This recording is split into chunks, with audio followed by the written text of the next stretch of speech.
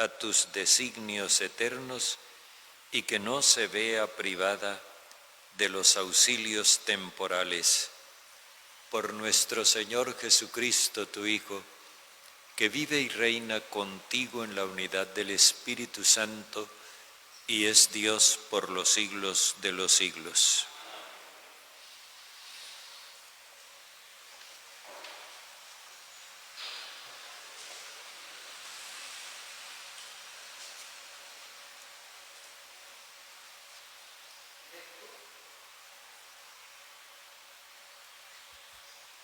Lectura del libro de Isaías. Así dice el Señor: mirad, yo voy a crear un cielo nuevo y una tierra nueva. De lo pasado no habrá recuerdo ni vendrán pensamientos, sino que habrá gozo y alegría perpetua. Por lo que voy a crear, mirad, voy a transformar a Jerusalén en alegría y a su pueblo en gozo. Me alegraré de Jerusalén y me gozaré de mi pueblo, y ya no se oirán en ella gemidos ni llantos. Ya no habrá allí malogrados, ni adultos que no colmen sus años, pues será joven el que muera a los 100 años, y el que no lo alcance se tendrá por maldito. Construirán casas y las habitarán, plantarán viñas y comerán su fruto. Palabra de Dios. Te alabamos, Señor. Te ensalzaré, Señor, porque me has librado. Te ensalzaré, Señor, porque me has librado. Te ensalzaré, Señor, porque me has librado, y no has dejado que mis enemigos se rían de mí.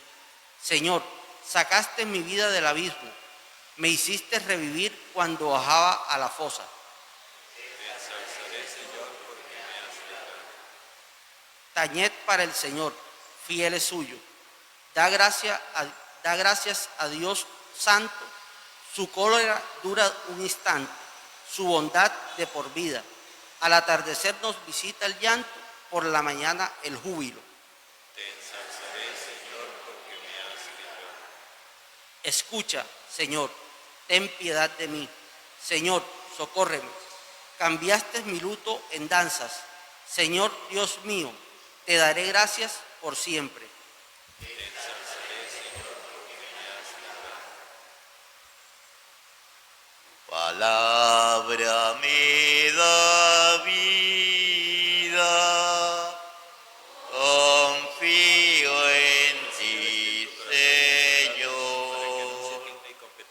Tu palabra es eterna y en ella esperaré.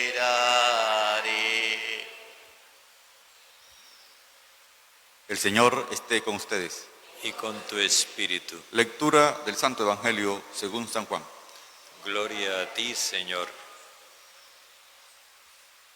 En aquel tiempo salió Jesús de Samaria para Galilea. Jesús mismo había hecho esta afirmación: un profeta no es estimado en su propia patria. Cuando llegó a Galilea, los galileos lo recibieron bien, porque habían visto todo lo que había hecho en Jerusalén durante la fiesta, pues también ellos habían ido a la fiesta. Fue Jesús otra vez a Caná de Galilea, donde había convertido el agua en vino. Había ahí un funcionario real que tenía un hijo enfermo en Cafarnaúm. Oyendo que Jesús había llegado de Judea a Galilea, fue a verle y le pedía que bajase a curar a su hijo que estaba muriéndose. Jesús le dijo: como no veáis signos y prodigios, no creéis. El funcionario insiste: Señor, baja antes que se muera mi niño. Jesús le contesta: anda, tu hijo está curado. El hombre creyó en la palabra de Jesús y se puso en camino. Iba ya bajando cuando sus criados vinieron a su encuentro, diciéndole que su hijo estaba curado. Él les preguntó a qué hora había empezado la mejoría, y le contestaron: hoy a la 1 lo dejó la fiebre. El padre cayó en la cuenta de que esa era la hora cuando Jesús le había dicho: tu hijo está curado, y creyó él con toda su familia. Este segundo signo lo hizo Jesús al llegar de Judea a Galilea. Palabra del Señor. Gloria a ti, Señor Jesús.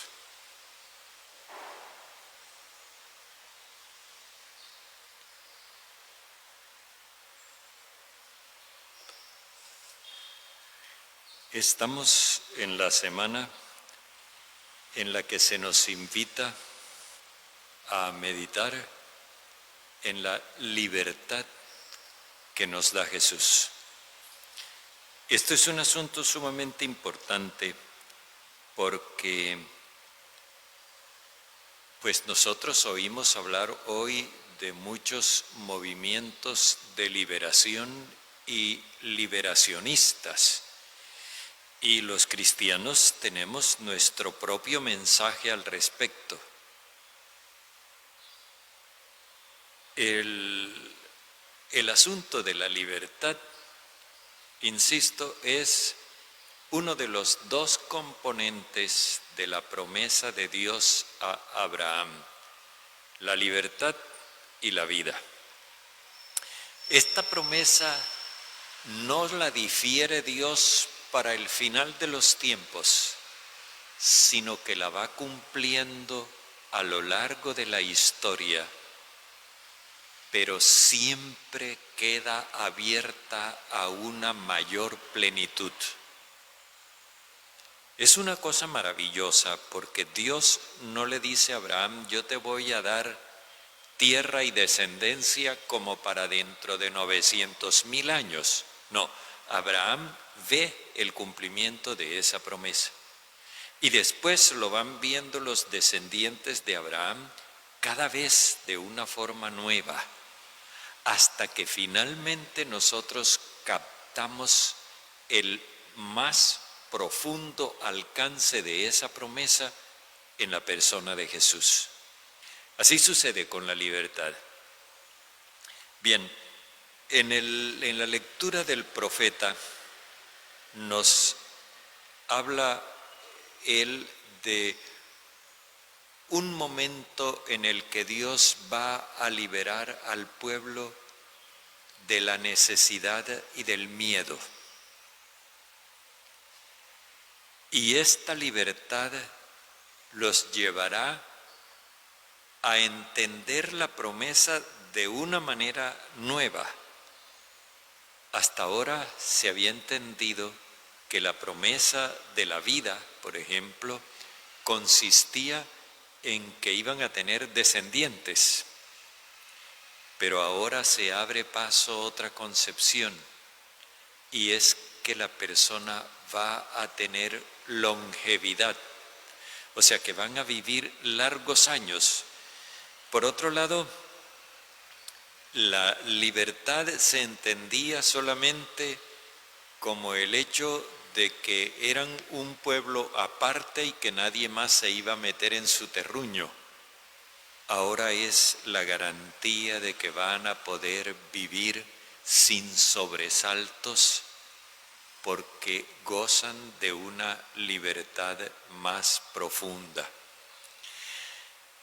Estos hechos van mostrándonos cómo cuando Dios hace sus promesas, Él tiene en mente algo grande, pero nosotros tenemos una capacidad reducida y a veces como que le ponemos límites a la promesa de Dios.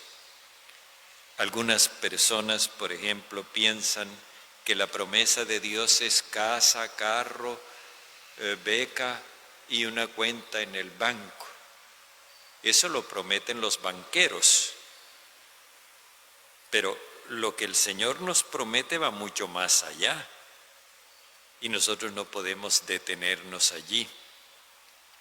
Bien, resulta que Jesús llega una vez más. Primero, fijémonos, Él estuvo en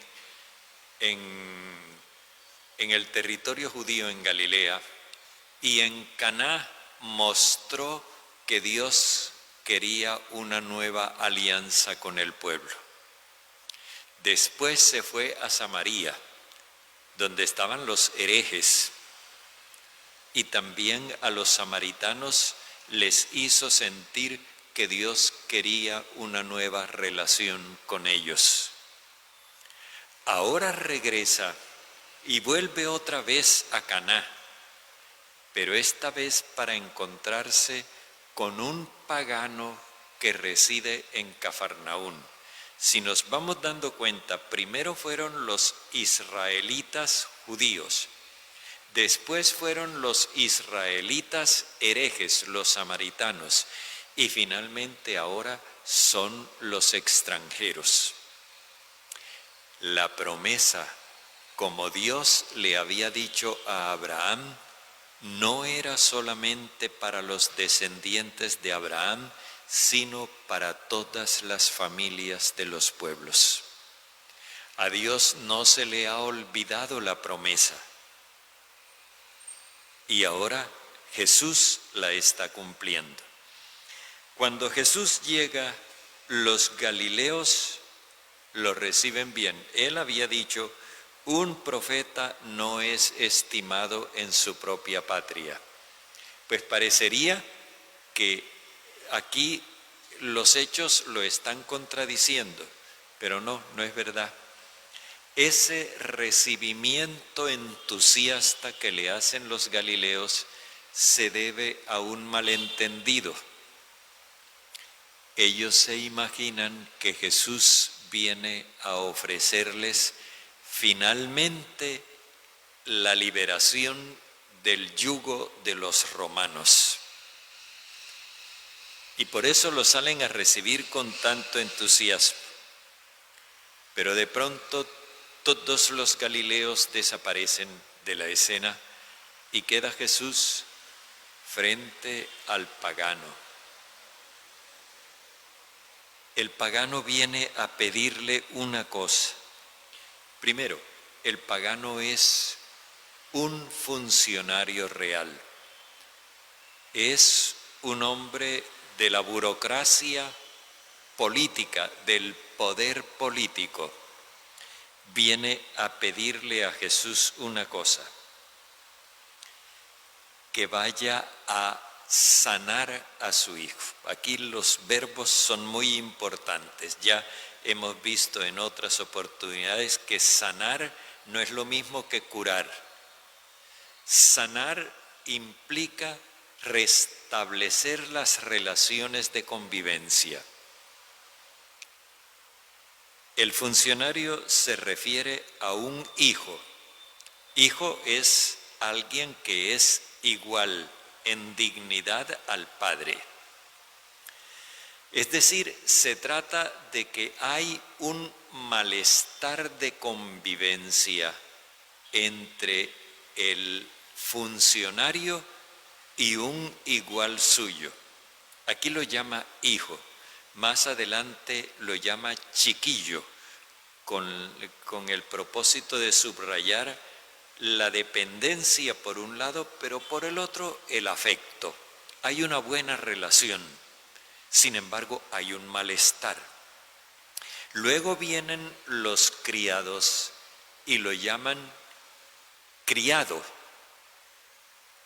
Y entonces esto nos lleva a un escenario social en el cual los hijos no eran considerados personas con derechos, sino cuando llegaban a la mayoría de edad. Mientras tanto, los hijos eran iguales a los esclavos, pero por otro lado, los esclavos eran considerados como hijos. Era un mundo distinto en las relaciones sociales, muy distinto del nuestro. De hecho, el concepto de familia en aquella época no era como el nuestro. Para nosotros la familia son el papá, la mamá y los hijos.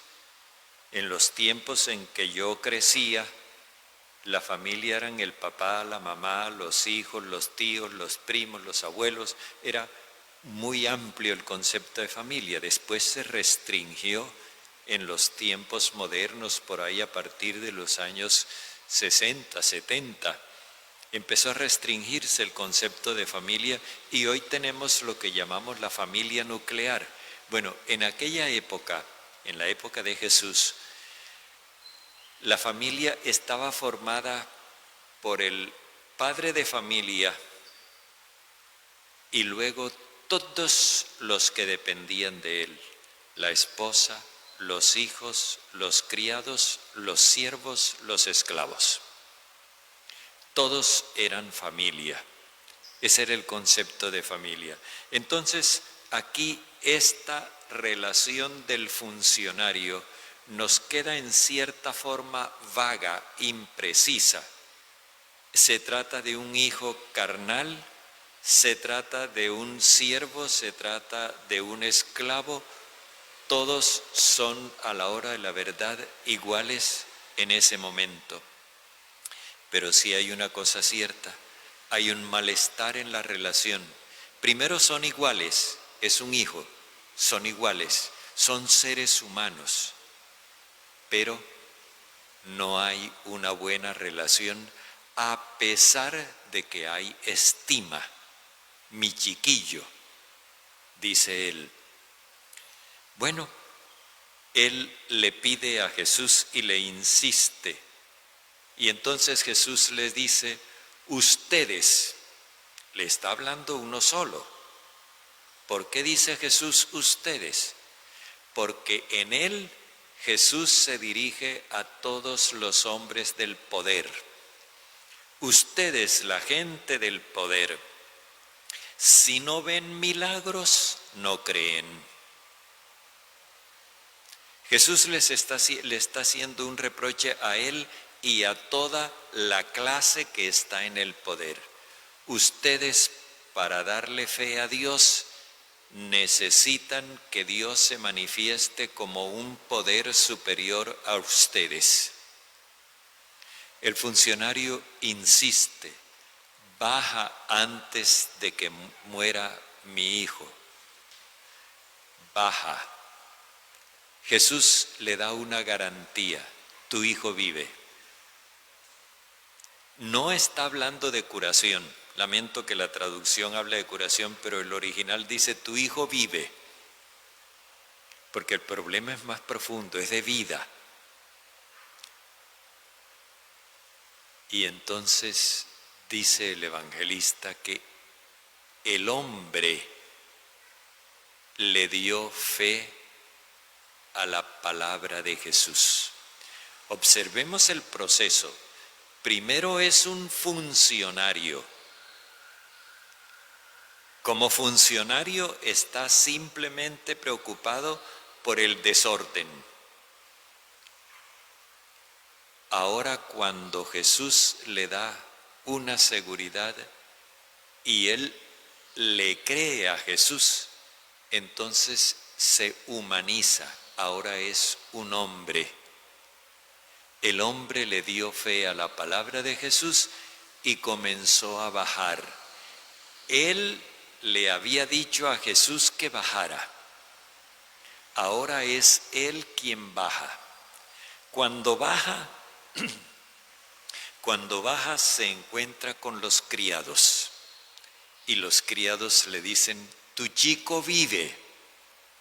Y él pregunta, ¿a qué hora comenzó la mejoría? ¿A qué hora empezó a sentirse mejor? Y cae en la cuenta por el informe de los criados que el hijo se mejoró cuando él dio fe a Jesús. Es decir, que lo que va a mejorar las relaciones de convivencia es la fe en Jesús. Eso es lo que va a traer la verdadera hermandad, la verdadera igualdad y por consiguiente la libertad entre las personas. Y desde ese momento dice, creyó el Padre, ahora ya no es hombre, ahora es Padre. Fijémonos el proceso que él va haciendo. Primero es un funcionario, después un ser humano, un hombre, y por último Padre. Padre, es el que es capaz de dar vida.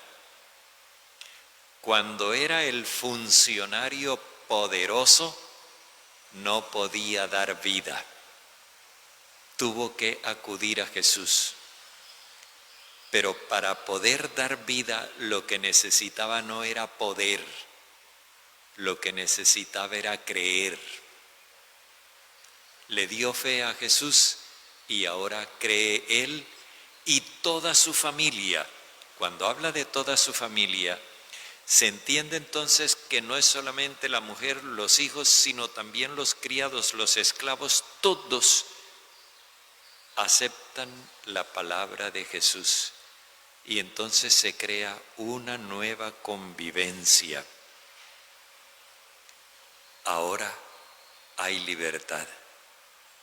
Y esta libertad consiste en que las relaciones entre las personas se dan en la igualdad. Y así sí es posible vivir. Por eso la insistencia del relato es: tu hijo vive.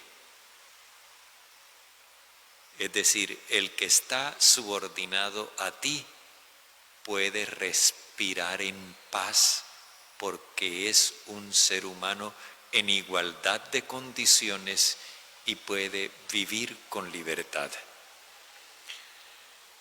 Qué bueno que nosotros nos llevemos este mensaje comenzando por nuestra propia casa, para que restablezcamos esas relaciones de convivencia basadas en la igualdad. Y qué bueno que extendamos este mensaje a nuestras relaciones sociales para que así crezca la verdadera libertad cristiana.